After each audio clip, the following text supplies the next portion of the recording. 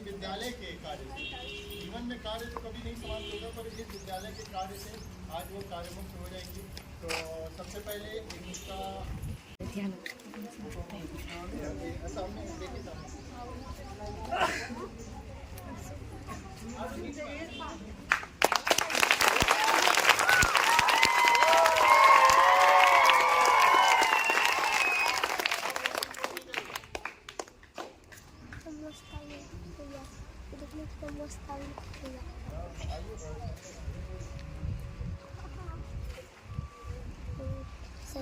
कोई वोटिंग नहीं करेगा, सिर्फ क्लैप करेगा।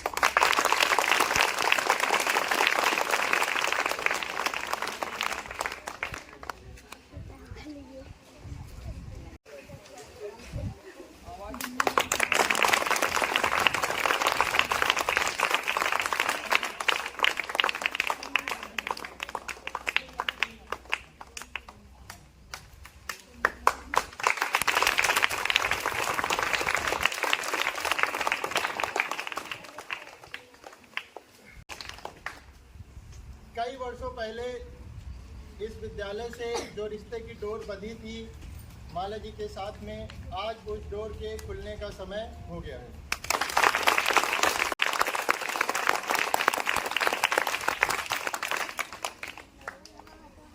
करते हैं विदा आपको, दिल से इसे स्वीकार कर लेना।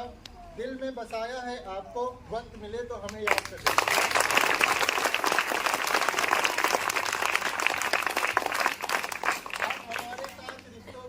खूबसूरत एहसास देकर जा रही हैं। हम सभी हमेशा आपको याद करते रहेंगे और याद ही नहीं करते रहेंगे, बीच बीच में परियामा आकर आपसे मिलते भी रहेंगे।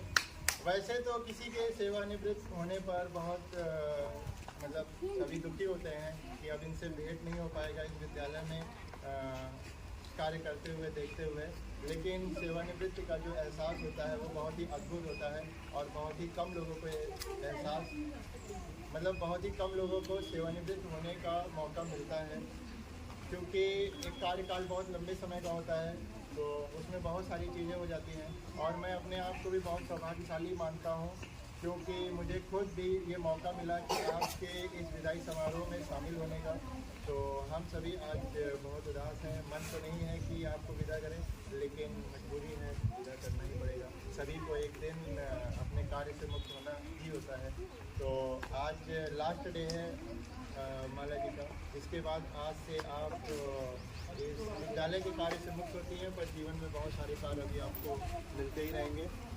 हम सभी ये शुभकामना हम सभी ये आशा करते हैं, भगवान से ये प्रार्थना करते हैं कि आपको जीवन में किसी प्रकार का कष्ट न मिले, शारीरिक रूप से मानसिक रूप से स्वस्थ रहे, हमेशा दीर्घायु हो, यही हम सभी कामना करते हैं।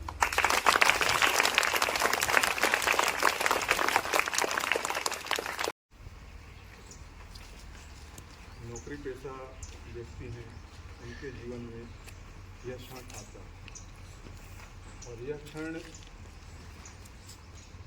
किस तरह से बीत रहा है, यह सारा खाका आपके पूर्व के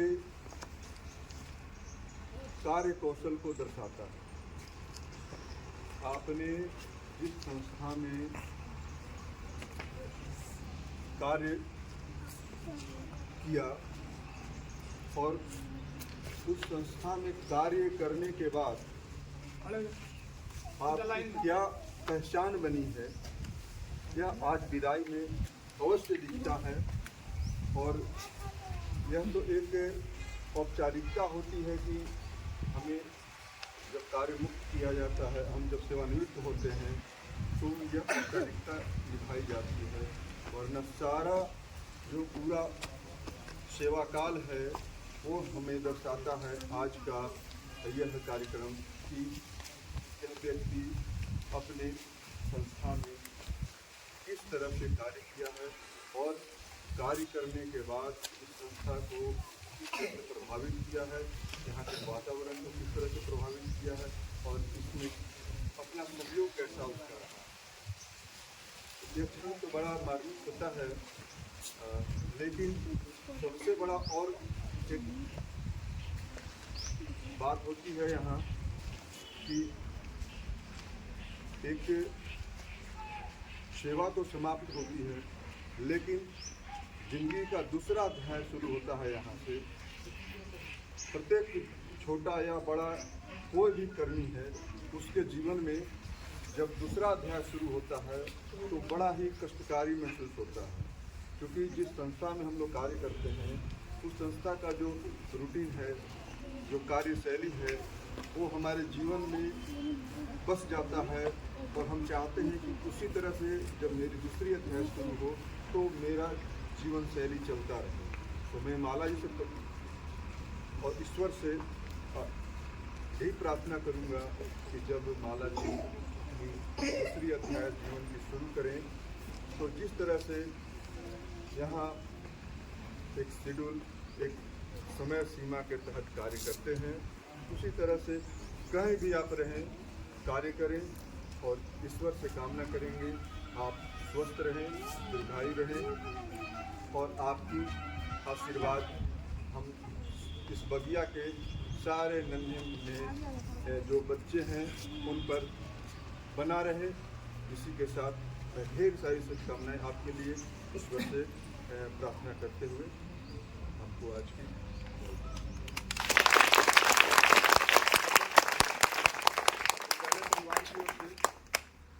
कुछ शिक्षकों द्वारा और कुछ विद्यालय द्वारा मैं चाहूँगा कि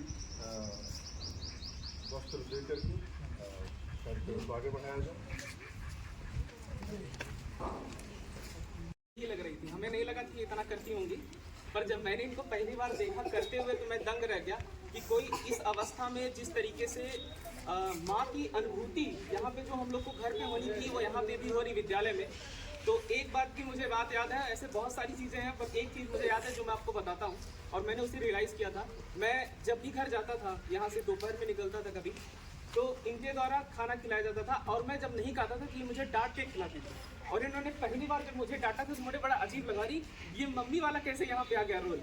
मतलब मम्मी की याद आएगी, क्योंकि मम्मी भी ऐसा ही करती थी घर पे। अगर मैं खा के नहीं जा रहा हूँ या फिर कोई भी यहाँ पे जितने बच्चे हैं उनकी माँ भी यही करती है, सिंपल सी चीज़ है। वो इन्होंने भी वही किया। जब इन्होंने किया मुझे वो रियलाइज हुआ, अरे ये मम्मी वाला कहाँ से हाल आ गया यहाँ पे। तो फिर मैं पहली बार यहाँ पे खा के गया था। इसके पहले जब भी मैं कभी गया था दोपहर में तो मुझे ट्रेन में सफ़र करते समय बीच में भूख लगती थी, पर जिस दिन उन्होंने खिलाया था उसके बाद से मुझे भूख लगना बंद हो गई थी, क्योंकि मैं यहाँ से खिचड़ी खा के जाता था। तो ये मेमोरी मुझे याद है, बहुत अच्छा लगा था।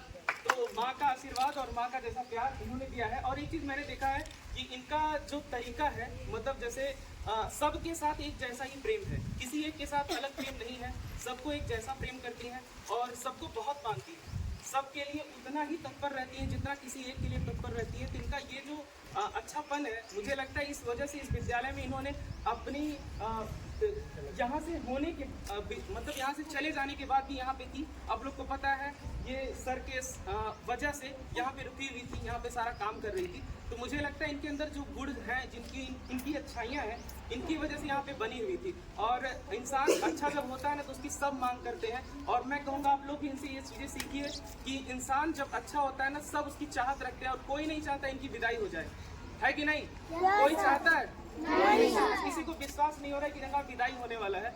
ये बहुत ही तकलीफ भी है और अच्छा भी है, क्योंकि अब अवस्था भी है, पर वो चीज़ हो नहीं पा रहा है कि नहीं, कि हम लोग इनको विदा कर सके, ऐसा फील आ नहीं रहा है। तो जो इनका प्रेम है, इसी वजह से हम लोग बहुत लगाव में थे और अभी तक तत्पर ये बनी हुई है और इसी वजह से बनी रहेंगी। तो आप लोग भी अगर अच्छे बने रहेंगे, अच्छे काम करेंगे, अच्छे रहेंगे, तो आपको भी कोई छोड़ना नहीं चाहेगा कभी भी, है कि नहीं? तो आप लोग भी ये चीज़ें जरूर सीखिए इनसे, अच्छाइयाँ कि किस तरीके से एक अच्छे इंसान को लोग कितना ज़्यादा चाहते हैं। ठीक है, तो इसी के साथ मेरी बातों का विराम देते हुए धन्यवाद। माला जी का आशीर्वाद ऐसे ही हम लोगों के ऊपर हमेशा बना रहे।